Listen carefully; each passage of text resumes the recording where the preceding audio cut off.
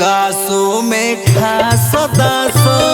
करुणा निधान के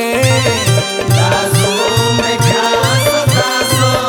करुणा निधान के और कृपा दया बरसाई जी और कृपा दया बरसाई जी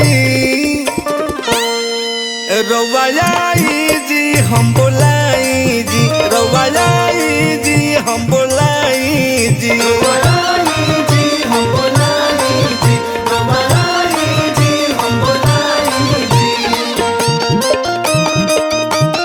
बाला बाला बाला सुत हनुमान की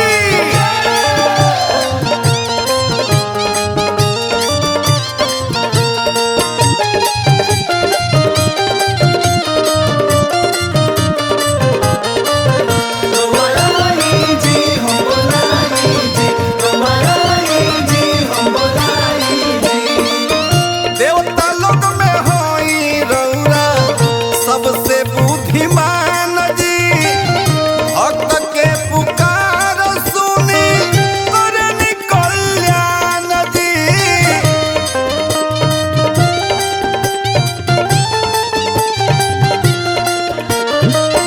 देवता लोक में होई रौरा सबसे बुद्धिमान जी भक्त के पुकार सुनी करनी कल्याण गिरनी शरण में अब उठाई जी गिरनी शरण में अब उठाई जी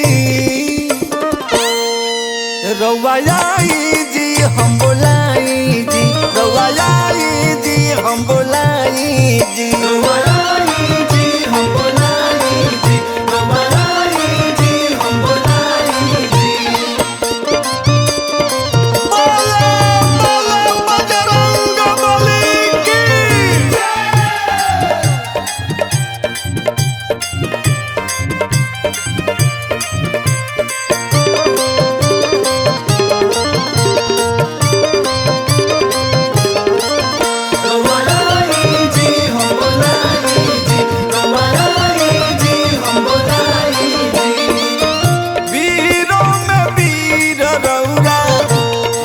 महावीर जी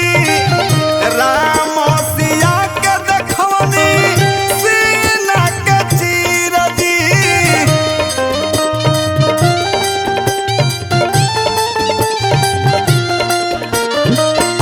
वीरों में वीर रौरा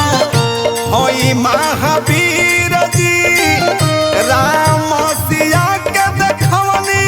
सीना के चीर झुकल बाटे माथ हाथ बढ़ाई जी झुकल बाटे माथ हाथ